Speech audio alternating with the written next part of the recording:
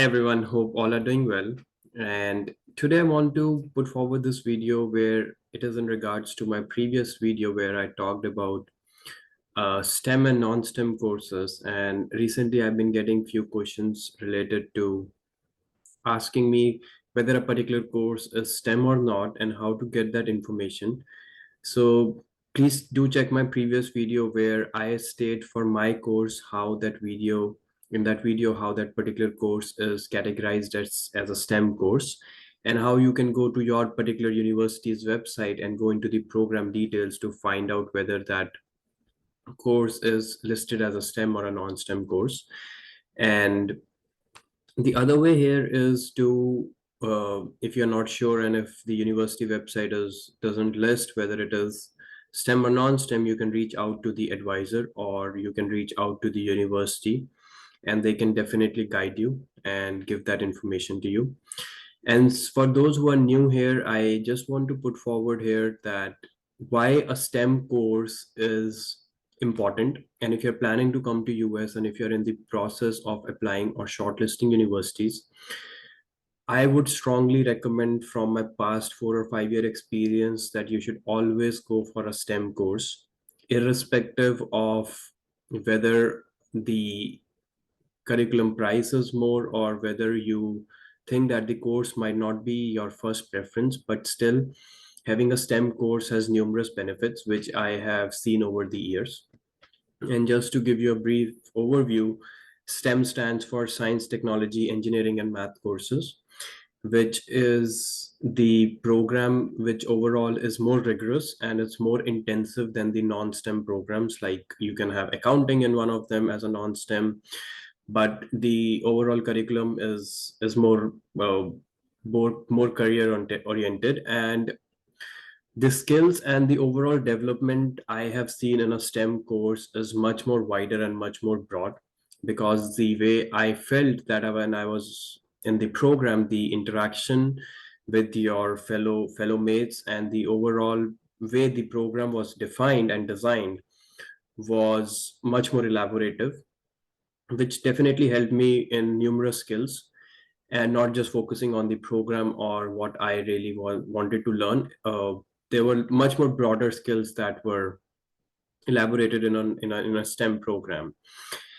And another thing that we all want to achieve when we come to US is we want to stay. We want to make sure that we are earning fairly, and whatever we have learned, we are able to implement that in our real life. So I think the biggest advantage of having a STEM course is it is recognized more widely. There are more job opportunities available. And I think finding a job in a STEM background is easy compared to a non-STEM background. And uh, we all get three chances of sponsorship. And this is, again, I think the biggest asset of getting a program in STEM, because with 1 year, we have an extra option of 2 years optional practical training, which is not there in a non-STEM course. So keeping in consideration all these factors, I think it is advisable and it is very important to look for a STEM degree.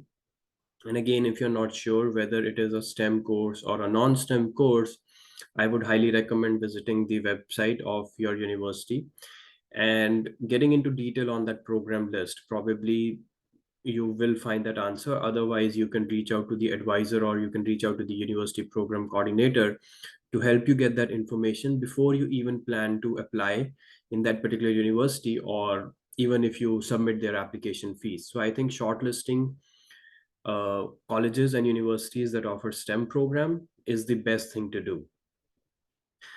And I think this is what I really wanted to put forward, because students ask basically why a STEM course, why we can't go for a non-STEM, because it is less costly. But again, spending more here in a STEM degree is more fruitful in the long run, considering the amount of sponsorship we get, the time for sponsorship we get, and the time we get for our OPT.